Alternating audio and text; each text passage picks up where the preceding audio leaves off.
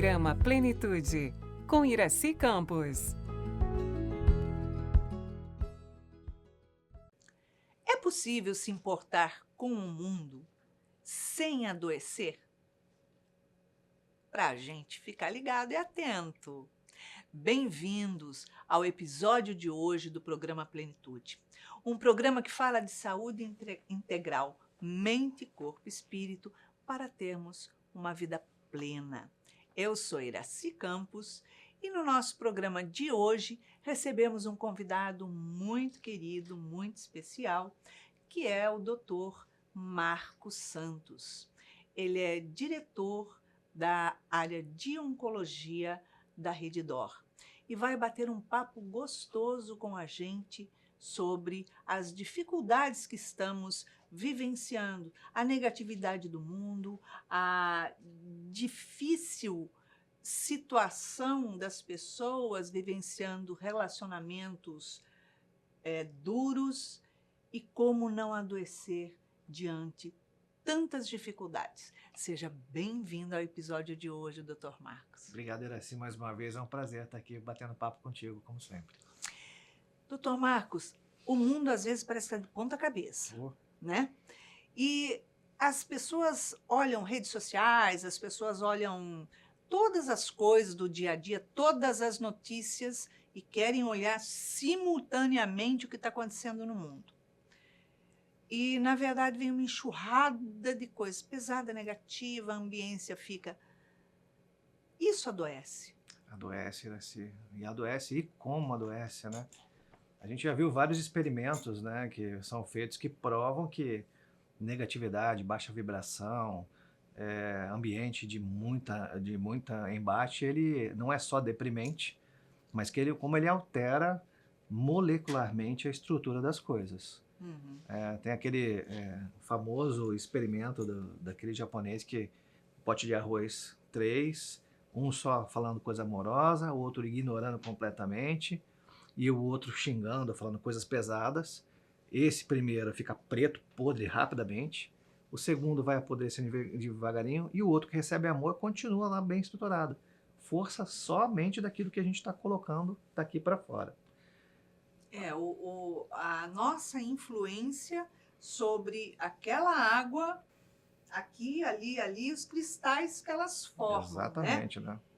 Se a gente faz isso com um pote de água, imagina que a nossa mente está alimentando pensamentos negativos, densos, desequilibrantes, tal, e eu não estou direcionando a água, mas se o meu corpo é mais água do que qualquer outra coisa, eu estou deixando o meu corpo pior envenenado. Que a gente só água viva, né? Porque 90% da água e a gente é 70% d'água. Então a gente faz questão, né, de atrapalhar molecularmente as nossas vibrações. Você vê que os movimentos das moléculas, quando a gente recebe informação de vibração diferente, até por música que é mais agressiva, tal, a molécula ela balança de maneira diferente, ela se agita de maneira diferente. Então isso, a gente, 70% de água, a gente é altamente dependente dessa questão vibratória. É só você ir em algum lugar que tem música muito alta, nossa, e você ficar próximo da caixa de som de uma música clássica, que aquilo vai te incomodar, porque é alto, tal, não sei o quê, os seus órgãos dos sentidos vão se alterar, e você vai para casa e rapidamente você vai se adaptar com aquilo. Se você for num show de muito barulho, aí, estilo de música qualquer que seja, você vai ficar durante horas com o seu ouvido fazendo aquele pi, porque o próprio organismo tenta compensar aquela energia. Teu corpo fica tremendo de maneira estranha, sua frequência cardíaca fica mais alta, porque aquela batida ela influencia no movimento vibratório das moléculas também. Então, se a gente pegar com música, com fala, com atitude, com ambiente, tudo isso acontece. Pensa que se a gente vai na sauna, por exemplo. Se a gente está numa sauna e a sauna está lá a 60, 70 graus, rapidamente a gente vasodilata, começa a perder líquido, porque o organismo tenta se equilibrar até um ponto que a gente aguenta. Eventualmente você sai daquilo, o que você faz? Ducha gelada. Dá um choque rapidamente do teu volta corpo. Todo mundo para o lugar. Né? Então você está fazendo um contraste, estimulando molecularmente o seu organismo através de hormônios, através de um monte de coisa, mas A água tem uma participação muito importante nisso. Então, mais uma vez, a gente tem esse risco quando a gente está se envolvendo com coisas que vibram negativamente próximo da gente. O doutor está falando dessa situação, né, da música. Eu estava num restaurante final de semana passado e estava tudo tranquilo, uma música ambiente boa, conversando com meu marido. Eu falei, eu vou até a toalete. A hora que eu entrei naquela toalete, eu falei, meu Deus, o demônio baixou aqui dentro. Uma música alta, mas uma música alta. E bateria, gritaria, era uma coisa horrorosa. Eu falei, eu vim fazer um pipi, eu travei. Não consegue. Não consegui. Eu falei, gente, eu estava apertada, eu precisava fazer um xixizinho, não consigo. Não vai. Eu levantei, fui lá, lavei minha mão, voltei para minha mesa. Eu falei, amor, não consegui fazer xixi. Ele, como? Você não foi ao toalete? Fui, eu falei assim, mas eu travei. Ele falou, como alguém que está apertado trava? Eu falei, vai ouvir a música que está lá dentro. Foi uma coisa horrível. E, assim, a gente sofre isso com tudo, né? Ambiente com cores muito extravagantes também acontece. Música que é muito excitante também acontece. Isso acaba, quando a gente é hiperestimulado, a gente acaba sendo levando o nosso organismo a reagir como fosse alguma situação de perigo. Né? Por isso que tem a questão do touro lá, da bandeira vermelha. Aquilo é como fosse uma agressividade para ele. Então ele reage de maneira agressiva porque é um instinto que a gente tem. A gente, autonomicamente, atavicamente, também tem esse tipo de coisa. Eu lembro de alguns anos atrás, fui viajar com a minha esposa e a gente estava querendo ir para hotéis diferentes, assim, para coisa meio diferenciada e tal, mas que tivesse alguma característica que a gente guardasse. Um acolhimento Fosse diferente. Um acolhimento diferente, uma né? coisa mais confortável. Aí a gente estava numa cidade lá e escolhemos um hotel, olhamos, tal, sei o quê. Não é que a gente entrou no quarto, era assim. O quarto era todo vermelho, cor de sangue. Ai, que desespero! Mas era um sangue, assim, chamativo. Os quadros eram de pessoas, assim, mais antigas, mais com uma caricatura, assim, meio pesada, dura. Tinha coisa, assim, sabe? Eu não dormi, passei a noite em claro. Nossa. Passei a noite, cara. Minha esposa dormiu mal também. Aí aquelas coisas pra gente que tá acostumado a cama baixa quando você tá deitado, você vira, você olha, pô, peraí, parece que tem alguém sentado aqui, até arrepia aqui, só de falar. Né? Então você vê que o ambiente já é propício para que a energia se alimente daquilo de alguma coisa e acaba te deixando meio agitado mesmo, né? Agora, quando você vai para um retiro, vai para um lugar que é mais tranquilo, uma chuva caindo, batendo no telhado. Eu adoro. Aí pô, vem aquele soninho, que é uma maravilha. A gente acaba se harmonizando com aquela coisa que é rítmica, que é organizada, num ambiente mais claro e tal. Por isso que a gente também fala que deitar com o telefone na mão hoje em dia é um dos grandes erros que a gente faz. Porque além da qualidade da informação, a gente nem entrou nisso ainda, mas só a luz que vem daquilo, os flashes que são dados, a cor que é usada nos uniformes, ainda mais à noite, são para prender a atenção das pessoas mesmo. Então elas ficam se vinculando àquilo, e aquilo é altamente excitante. E está excitando o seu núcleo pineal direto aqui, né? Você está com aquela coisa direta ali sendo estimulada, e você está alterando os seus hormônios que são capazes de ajudar no seu sono. Aí te deixa aquilo irritado, você tem uma má qualidade do sono, não tem dor no sono profundo, aí você no outro dia acorda cansado, você fala, gente, parece que eu trabalhei a noite inteira. Na verdade, você não teve o sono que você precisa, porque seu organismo estava hiperestimulado. A sua parte instintiva está pronta para atacar. A gente remete ao tempo que a gente vivia na caverna, que a qualquer momento podia entrar um bicho e atacar na gente. Então estava sempre alguém alerta ali o tempo todo. Exato. Porque tem aquela luz ali te estimulando o tempo todo. Agora, a gente sabe que tem uma enxurrada de coisas assim bombando nas redes sociais. E todo mundo procurando fazer o máximo para fazer alguma coisa diferente para te prender atenção, chamar atenção. Sim. Não importa o quão tormentoso seja. Então, eles criam coisas, principalmente com a IA hoje, né? Sim. Criam coisas, fantasias absurdas. Para o jovem, tem essa conotação. Sim. Jovem, um adulto maduro.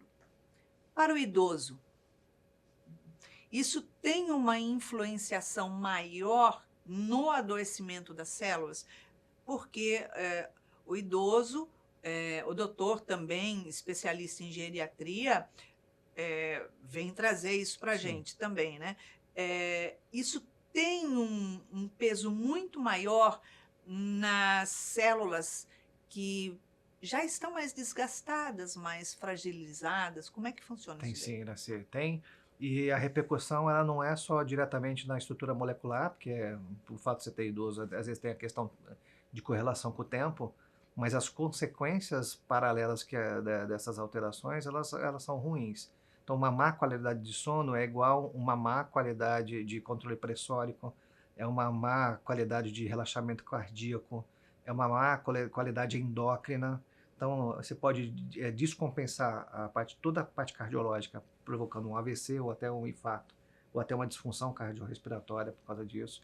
Você pode ter sua diabetes atrapalhada o controle por conta desse tipo de coisa.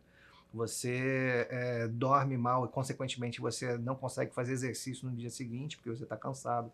Então, você acaba mudando o seu hábito por um excesso de estímulo numa população que ela já é frágil. A gente Uhum. chama muitas das vezes que o idoso ele tem uma síndrome de fragilidade, umas mais acentuadas, outras menos acentuadas, dependendo do tipo de patologia, mas esse tipo de coisa que tira do equilíbrio o idoso, ele é sim um fator que acelera o aparecimento de outras patologias ou complicação das já existentes. Então, se eu estou ali num processo inicial de desenvolvimento de um câncer, alguma coisa, aquilo pode ficar mais evidente mais rápido, sim, porque tem um efeito imunossupressor que acontece de defesa do organismo. Então, isso acaba interconectando de alguma forma. Agora, isso idoso, a pessoa adulta, ela tem uma vida normal, ou normal, É vamos normal para a dizer realidade de assim, hoje, no né? estresse, É, porque todo mundo tem uma é vida de isso. estresse, né? E dependendo qual a situação que ela está vivenciando, por exemplo, um relacionamento desgastante, um desequilíbrio, uma perda, seja o que for, perda de emprego, perda de entes, enfim. Isso tem uma escuta mais violenta dentro do organismo, podendo ter uma consequência de Sim. adoecimento muito mais acelerado, sendo que ela poderia ter uma disponibilidade para dali 20 anos e, de repente, ter um. Certamente. E assim para vários tipos de doenças. Você imagina que se a gente, vamos supor que a gente está andando num carro a 100 por hora o tempo todo, que é uma velocidade considerada alta, Uhum. numa estrada que é boa. E aí, de repente, por algum motivo, o seu carro precisa andar a 110. Só que você, por uma intercorrência andar a 110 porque você está com pressa, tem que chegar mais rápido e tal, uma intercorrência da vida que vem acontecer, no Uhum. caso, qualquer outra coisa, perder o emprego e tal, não sei o quê, você passa a andar a 110. Só que o 110, ao mesmo tempo, ele não te compensa a sua estrutura do carro como um todo para que você fique satisfeito em chegar só um pouquinho mais rápido no seu caminho. Então você passa a andar 130, 140. Aí já não é mais bom, você quer andar 150, 160. Só que o carro, aquela estrutura do carro, ela foi feita para andar a 100. Então, ao invés de a gente fazer um mecanismo para acelerar a nossa mente, organizar a nossa mente, para organizar, para a gente trazer para próximo de 100, porque para aquilo que o carro aguenta, a gente vai compensando com outras coisas e vai piorando a questão da velocidade de carro. Então, eu começo a me alimentar mal, começo a ficar depressivo, começo a deixar de fazer exercício, começo a ter pensamentos negativos, aquilo começa a alterar meu organismo, então eu não balanço para um lado para aprender para o equilíbrio novamente. Então eu forço, é como se estivesse mergulhando, em vez de eu voltar para respirar, eu continuasse descendo. Uma hora vai faltar o ar. Com Então certeza. a gente esse estresse oxidativo que a gente chama, ele acaba alterando a célula sim. Porque tem muito fator que é lançado no organismo, que é fator que acaba atrapalhando na mutação de células, a gente sabe que é isso. Tudo causado por esse extremo excesso que a gente mesmo acaba forçando por uma situação que acaba tirando a gente do nosso eixo. Então, ou seja, toda essa estrutura de negativismo, de peso, de bombardeio que a gente vive, ela provavelmente é o gatilho da gente adoecer de coisas que a gente não precisava adoecer. Sem dúvida, sem dúvida. Agora, na imunidade, porque a gente vê hoje tantas doenças autoimunes que é assim, absurdo, parece que é gritante. Será que esse fator é um fator que está contribuindo para isso? Iraci, tem 3 coisas importantes e sim, com certeza. A mudança do nível de estresse das pessoas, isso é nítido, que tem repercussão no nível de defesa do organismo, tanto do ponto de vista de doença para proteção do que vem de fora, mas para autodesenvolvimento de doença. A gente tem visto isso mais. Claro que os métodos diagnósticos para isso melhoraram, claro que as pessoas estão ficando mais longevas e a gente tem visto mais coisas que antes a gente não via. E as alimentações, o método de vida, tudo isso também tem sido fatores importantes que influenciam nesse negócio. Mas a gente está vendo isso cada vez mais, mais cedo do que coisas que a gente via antigamente. Então, a gente está vendo jovem com doença autoimune mais frequente do que tinha antes, principalmente as gastrointestinais. E a gente sabe que tem alta relação com o estresse. Não só com o histórico familiar e tal, mas com alimentação, estresse, hábitos e saúde, que são as coisas que demandam a gente para o nosso dia a dia. Pensa bem, né? Eu sempre gosto de fazer essa comparação. Quando a gente vai dar o primeiro beijo, a gente sempre, não tem como não esquecer isso, né? Você dá aquele frio na barriga, aquela sensação de suor, e depois te dá uma sensação de prazer. Exato. Isso é uma coisa muito boa que a gente guarda pro resto da vida. Só que quando você está muito estressado, você tem aquele mesmo gelado na barriga, e só que ele permanece por muito mais tempo. Então ele fica estressando. Quer dizer que seu organismo inteiro fez uma vasoconstrição para proteger e mandar o seu sangue para o coração. E o coração bater um pouco mais rápido, que você precisa de sangue para fazer alguma coisa.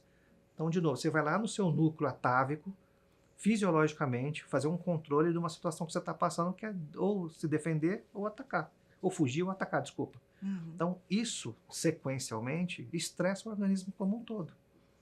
Então, aí que está o segredo das doenças autoimunes. E isso vai acabando baixando suas defesas, vai se organizando, porque o organismo vai se preparando sempre para a defesa, está sempre ativo. E as células vão se desgastando, vão se preparando.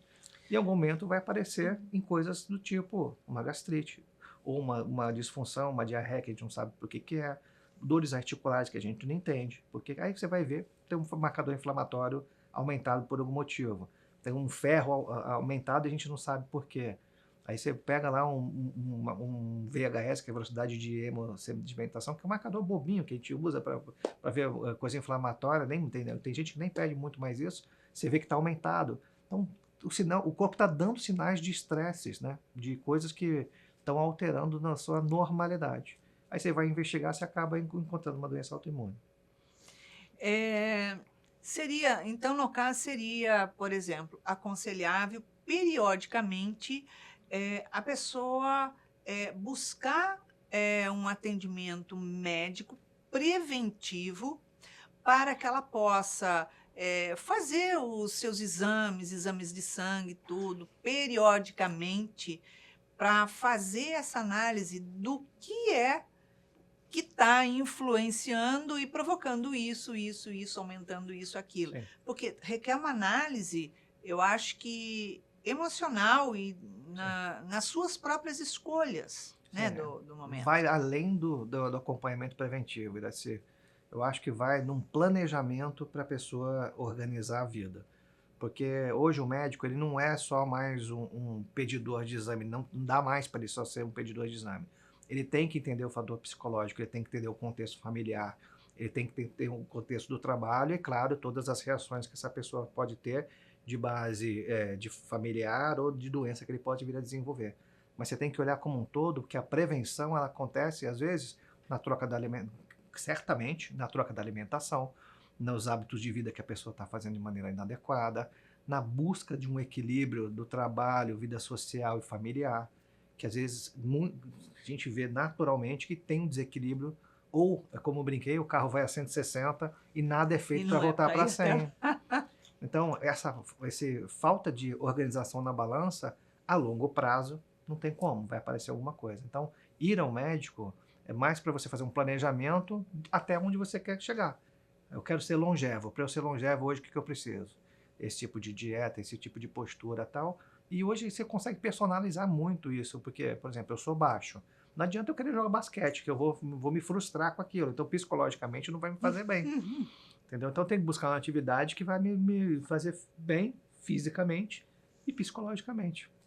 Entendeu? Tem coisas que você pode trabalhar hoje em dia personalizando o planejamento do cuidado da longevidade dessa pessoa, que vai toda a parte médica, mas passa pelo psicossocial, passa pela estrutura prévia do paciente e, claro, pela religiosidade, que é tão importante, que a gente às vezes não Fundamental, põe né? no dia a dia, mas talvez o que ajusta essa balança para a velocidade normal de cruzeiro que a gente precisa ter.